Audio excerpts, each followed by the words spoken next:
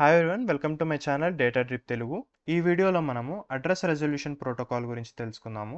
But before we begin, I request you all to please subscribe to my channel, వీడియోని like చేయండి.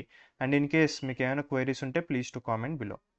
So address resolution ప్రోటోకాల్ని మనం discuss చేసుకునే ముందు మనం ఒక ప్రాబ్లమ్ స్టేట్మెంట్ని అర్థం చేసుకుందాం.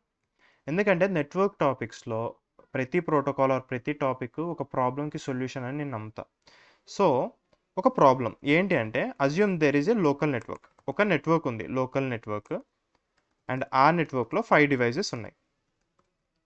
సో నెట్వర్క్లో ఉన్న ప్రతి డివైజ్కి ఖచ్చితంగా కొన్ని ఐడెంటిటీస్ అనేవి ఉండాలి. ఎందుకు అంటే ఫర్ కమ్యూనికేషన్. ఒక డివైస్ తోటి ఇంకో డివైస్ కమ్యూనికేట్ కావాలి అంటే వాటికి రెండు ఐడెంటిటీస్ ఉండాలి. ఒకటి వచ్చేసి ఐపీ అడ్రస్, రెండోది వచ్చేసి మ్యాక్ అడ్రస్. ఈ రెండు ఐడెంటిటీస్లో ఏ ఐడెంటిటీ లేకపోయినా కమ్యూనికేషన్ అనేది జరగదు. సో ఈ 5 డివైజెస్లో మనకి డివైస్ ఏ డివైస్ బి తోటి కమ్యూనికేట్ కావాలి అని అనుకుంటుంది. ఐ మీన్ లైక్ డివైస్ ఏ నుండి డివైస్ బికి మనం ఒక ఫైల్ సెండ్ చేయాలి అని అనుకున్నాం. కానీ ప్రాబ్లం ఎక్కడ వచ్చిందంటే, డివైస్ ఏ దగ్గర డివైస్ బి యొక్క మ్యాక్ అడ్రస్ లేదు, కేవలం ఐపీ అడ్రస్ మాత్రమే ఉంది. Only IP address is available. MAC address లేదు డివైస్ బిది సెండ్ చేద్దామంటే. సో ఇది ప్రాబ్లం. మన దగ్గర MAC address and IP address రెండు లేకుంటే ఏమవుతుంది, కమ్యూనికేషన్ అనేది జరగదు.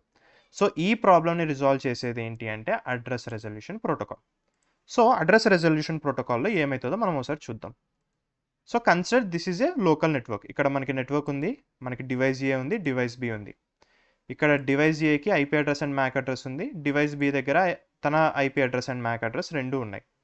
ఓకే, ఇంతవరకు బాగానే ఉంది. సో డివైస్ ఏ డివైస్ బికి ఒక ఫైల్ సెండ్ చేయాలి అనుకుంది.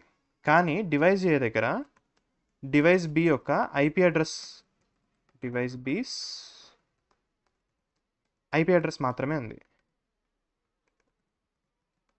కానీ మ్యాక్ అడ్రస్ లేదనమాట. 192.168.101.107. సో మనకి ఐపీ అడ్రస్ మాత్రమే ఉందన్నమాట, మ్యాక్ అడ్రస్ లేదు. ఇప్పుడు డివైస్ ఏం చేస్తుందంటే, it will send out a broadcast. ఏమనంటే హూ ఈస్ ఈ ఐపీ అడ్రస్ని కాపీ చేసి హూ ఈస్ దిస్, ఈ ఐపీ అడ్రస్ ఎవరు అని అడుగుతుంది అనమాట. ఫస్ట్ అడిగేసి and then it will question I need your MAC address, నాకు నీ మ్యాక్ అడ్రస్ అవసరం ఉంది పంపి అని చెప్పి ఈ మెసేజ్ని బ్రాడ్కాస్ట్ చేస్తుంది అనమాట. అంటే ఇదే మెసేజ్ని ఈ నెట్వర్క్లో ఉన్న ప్రతి డివైస్కి సెండ్ చేస్తుంది. 1కి, 3కి అండ్ బికి, ఈ 3 డివైజెస్కి బ్రాడ్కాస్ట్ చేస్తుంది. అండ్ ఈ 1 అండ్ 3 ఈ మెసేజ్కి రెస్పాండ్ అవ్వవు, బికాస్ వాటి ఐపీ అడ్రస్ మ్యాచ్ అవ్వలేదు కాబట్టి. బట్ బి డివైజ్ రెస్పాండ్ అవుతుంది. ఏమని రెస్పాండ్ అవుతుంది అంటే, it will send its MAC address, తన మ్యాక్ అడ్రస్ని డివైస్ ఏకి సెండ్ చేస్తుంది. సో ఇప్పుడు మీరు చూసుకుంటే డివైస్ ఏ దగ్గర డివైస్ బి యొక్క ఐపీ అడ్రస్ ఉంది, మ్యాక్ అడ్రస్ ఉంది. సో నౌ కమ్యూనికేషన్ అనేది ఈజీ, ఎందుకంటే 2 అడ్రస్లు ఉన్నాయి కాబట్టి ఇట్స్ వెరీ ఈజీ అనమాట. And this process is called as ARP. Address resolution ప్రోటోకాల్లో జరిగేది ఇదే. ఐపీ అడ్రస్ ఉన్నప్పుడు, మ్యాక్ అడ్రస్ లేనప్పుడు ఆ ఐపీ అడ్రస్ని మొత్తం రూటర్ దగ్గర నుంచి ప్రతి డివైస్కి బ్రాడ్కాస్ట్ చేసి, ఏ డివైస్తో అయితే ఐపీ అడ్రస్ మ్యాచ్ అవుతుందో తన మ్యాక్ అడ్రస్ని ఆ డివైస్ సెండర్కి, అంటే లైక్ రిక్వెస్టర్కి పంపించడమే ఏఆర్పి అనమాట. సో ఇక్కడి వరకు మనకు క్లారిటీ ఉంది. అండ్ దెన్ వన్స్ ఏ దగ్గరికి, అంటే డివైస్ ఏ దగ్గరికి 2 అడ్రస్లు వచ్చిన తర్వాత తను ఏం చేస్తుందంటే, అది తన కాంటాక్ట్ లిస్ట్లో ఇది సేవ్ చేసి పెట్టుకుంటుంది అనమాట. ఇలా సేవ్ చేసి పెట్టుకుంటుంది. ఎందుకు సేవ్ చేసి పెట్టుకుంటుంది అంటే, నెక్స్ట్ టైం ఎప్పుడన్నా డివైస్ బికి ఫైల్ పంపించాలన్నప్పుడు ప్రతిసారి ఇలా బ్రాడ్కాస్ట్ సెండ్ చేయకుండా డైరెక్ట్గా తన దగ్గర ఉన్న అడ్రస్ చెక్ చేసుకొని, ఓకే ఈ ఐపీ అడ్రస్ మన దగ్గర ఉంది, ఈ ఐపీ అడ్రస్ మ్యాక్ అడ్రస్ ఏంటి అంటే ఇది, ఓకే మన దగ్గర ఉంది, సో డివైస్ బికి డైరెక్ట్గా మెసేజ్ అనేది సెండ్ చేసేయచ్చు, ఫైల్ అనేది సెండ్ చేయొచ్చు. అండ్ ఈ కాంటాక్ట్ లిస్ట్ పేరు ఏంటి అంటే, ఇలా కాంటాక్ట్ లిస్ట్ చాలా సేవ్ చేసుకోవచ్చు. జస్ట్ లైక్ మన కాంటాక్ట్ లిస్ట్ ఉంటుంది కదా మన మొబైల్లో, మల్టిపుల్ ఫోన్ నెంబర్స్ ఉంటాయి, అలాగే ఏఆర్పికి కూడా ఒక కాంటాక్ట్ లిస్ట్ ఉంది. అదేంటి అంటే ఏఆర్పి క్యాషే. సో ఈ క్యాషేలో మల్టిపుల్ ఐపీ అడ్రసెస్ యొక్క మ్యాక్ అడ్రసెస్ని డివైస్ ఏ సేవ్ చేసి పెట్టుకుంటుంది కాంటాక్ట్ లిస్ట్ మాదిరి, ప్రతిసారి ఇలా బ్రాడ్కాస్ట్ సెండ్ చేయకుండా. So ARP, what ARP does is ARP map an IP address to a MAC address. IP address ఉంటే MAC అడ్రస్ని కనిపెట్టి దాన్ని సేవ్ చేసి పెట్టుకోవడం ARP పని.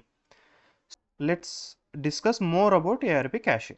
ARP క్యాషే అనేది ఎలా ఉంటుందో మనం ఒకసారి చూద్దాం. So let me enlarge this. ఇక్కడ మనం పిక్చర్ చూసుకుంటే వన్స్ మీరు కమాండ్ ప్రాంప్ట్కి వెళ్ళేసి ARP space and dash and A అని ఇలా టైప్ చేస్తే ఈ కమాండ్ మనకి ఈ లిస్ట్ అనేది వస్తుందన్నమాట. ఇలా విజిబుల్ అవుతుంది మన కమాండ్ ప్రాంప్ట్లో. ఇక్కడ మనం చూసుకుంటే ఇంటర్నెట్ అడ్రస్ వచ్చేసి IP అడ్రస్లు 192.168.4.2 అండ్ 129. ఇది internet address which is IP address. And physical addresses are MAC address. Okay, so ప్రతి IP అడ్రస్కి దానికి మ్యాచింగ్ ఉన్నటువంటి MAC అడ్రసెస్ని మ్యాప్ చేసి పెట్టుకుంటుంది. సో నెక్స్ట్ టైం ఎప్పుడన్నా ఒక ఫైల్ సెండ్ చేయాలనుకుంటే బ్రాడ్కాస్ట్ చేసుకోవాల్సిన అవసరం లేదనమాట. It can directly come to hear. Okay, మన దగ్గర IP అడ్రస్ ఏది వచ్చిందంటే 224.0.0.222 ఇది ఉంది. దీనికి ఎగ్జాక్ట్ మ్యాపింగ్ ఉన్నటువంటి MAC అడ్రస్ చెక్ చేసుకొని ఎగ్జాక్ట్ డివైస్కి ఫైల్ని సెండ్ చేస్తుంది. So this is how ARP cache looks like. మీరు కూడా మీ సిస్టంలో చెక్ చేసుకోవాలనుకుంటే just open command prompt and ఈ కమాండ్ ఇచ్చేసేయండి. You can check it out. Then ఇక్కడ మనకి థర్డ్ కాలం ఉంది. ఏంటిది? టైప్. ఇక్కడ మనం కాంటాక్ట్ లిస్ట్ని అయితే సేవ్ చేసుకున్నాము, IP అడ్రస్కి MAC అడ్రస్కి మ్యాప్ చేసి పెట్టుకున్నాము.